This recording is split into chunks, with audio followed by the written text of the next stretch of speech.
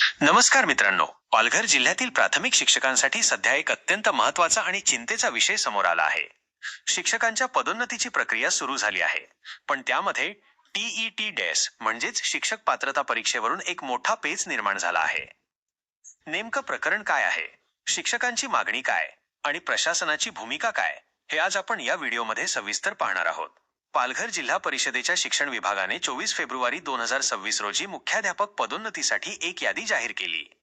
मात्र धक्कादायक बाब अशी की ज्या शिक्षकांनी अजून टीईटी डॅश परीक्षा उत्तीर्ण केलेली नाही, अशा अनेक ज्येष्ठ शिक्षकांना या पदोन्नती यादीतून वगळण्यात आले आहे. सेवा ज्येष्ठता असूनही केवळ टीईटी डॅश प्रमाणपत्र नसल्याने पदोन्नती नाकारल्याने शिक्षकांमध्ये अन्यायाची भावना निर्माण झाली आहे.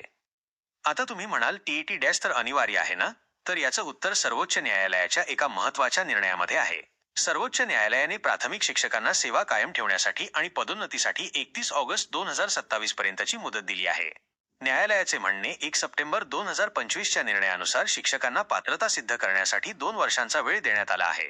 शिक्षकांचा दावा, आम्ही 2027 पर्यंत परीक्षा उत्तीर्ण होऊ, तसे लेखी हमीपत्र द्यायलाही आम्ही तयार आहोत. मग आत्ताच आमची नावे यादीतून का पाहिली, असा सवाल शिक्षकांनी उपस्थित केला आहे. या अन्यायाविरुद्ध पालघरमधील सुमारे 500 शिक्षकांनी ईमेलद्वारे व प्रत्यक्ष कार्यालयात जाऊन आपल्या हरकती नोंदवल्या आहेत. शिक्षक सेनेचे कोकण विभागीय अध्यक्ष प्रदीप नारायण पाटील यांच्या नेतृत्वाखाली एका शिष्टमंडळाने मुख्य कार्यकारी अधिकाऱ्यांची भेट घेतली. त्यांच्या मुख्य मागण्या: 1. सेवा ज्येष्ठतेनुसार पदोन्नती यादीत नावाचा समावेश करावा. 2. न्यायालयाच्या आदेशानुसार 2027 पर्यंत मुदत असताना पदोन्नती रोखू नये. 3. कोणावरही अन्याय न करता प्रशासनाने मध्यम मार्ग काढावा. प्रशासनाने यावर सावध पवित्रा घेतला आहे.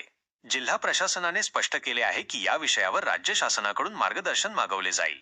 शासनाकडून जशा सूचना येतील त्यानुसार पुढील निर्णय घेतला जाईल. सध्या तरी प्रशासनाच्या या निर्णयाकडे सर्वांचे लक्ष लागले आहे. मित्रांनो, एकीकडे विद्यार्थ्यांच्या गुणवत्तेसाठी टीईटी अनिवार्य असणे गरजेचे आहे, तर दुसरीकडे अनेक वर्षे सेवा दिलेल्या शिक्षकांना न्यायालयाने दिलेल्या मुदतीचा लाभ मिळणेही तितकेच महत्त्वाचे आहे. तुम्हाला काय वाटते? शिक्षकांची ही मागणी योग्य आहे का?